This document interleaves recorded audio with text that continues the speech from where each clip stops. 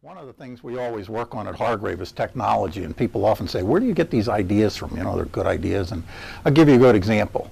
The deep V hull, you probably know the story. Dick Bertram, racing sailor, he's out in New England, he spots this Ray Hunt boat go by, and it's got a deep V hull, and that becomes the start of the whole Bertram and the beginning of the deep Vs. And well, one of the places we get our ideas from, believe it or not, is old magazines. Now this is from, this is fairly recent. This is 1914, okay? Now what I want you to see here, I got to read you this. You're going to love this. Naval architect and yacht broker William Hand. Naval architect. So he probably knows something what a term means. This is the Hand V-bottom boat, okay? The first V-bottom boat. Now, I'm not telling you the V-bottom was designed in 1914. The first V-bottom was built 10 years before by Hand, and there were no others. Today, nearly every designer and builder is producing boats with similar names. Is this not significant? I mean, folks, do you realize that this stuff is just, you think everything's new, you just got to go get an old magazine and you'll get all your ideas. No steam bending required, no difficult fitting, special plans for amateurs. Maybe that's where our industry is headed. But I think when you come, what I want you to do is, if you have any interest in building a boat, you need to come visit with us.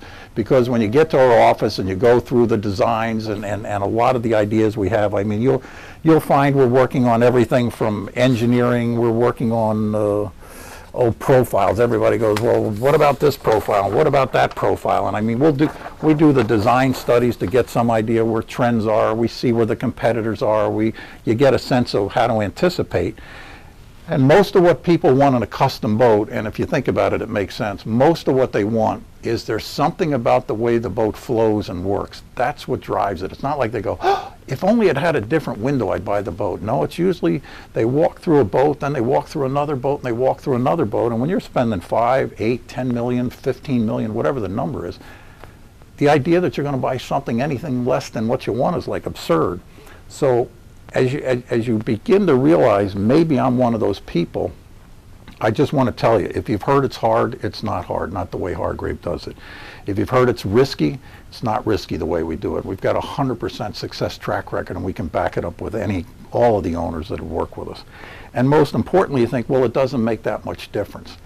And I can put you together with owners who will tell you, and some of them have had the same boat for 10 years, that it was the greatest experience they've ever had as far as creativity.